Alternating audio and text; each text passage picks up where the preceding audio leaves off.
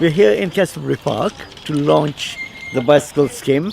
The whole point about this scheme is two things. One is to bring the elderly people from the care homes out into the community and enable them to reconnect with the people.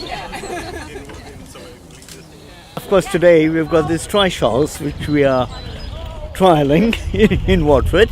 Again, it's an opportunity for the daughters to bring their mums out, for grandkids to have their grandmothers out and have a good family day. Want a blanket too? Will we share nicely with your granny?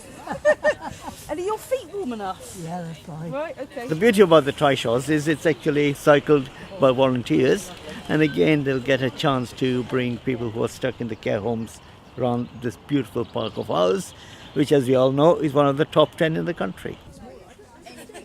For me, as a mental health champion, that's actually very good, because one of the problems with mental health, as you know, is people become reclusive, they go internalize, and this hopefully will bring them out and get them connecting more. That's one.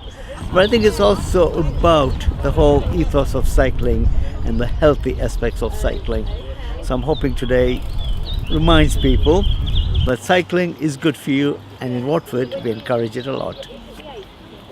The elderly basically come along, they can jump in the trishaw, they get pedalled around Cassiobury Park, and it's just wonderful for them to see nature, the bird life and the seasons of the year.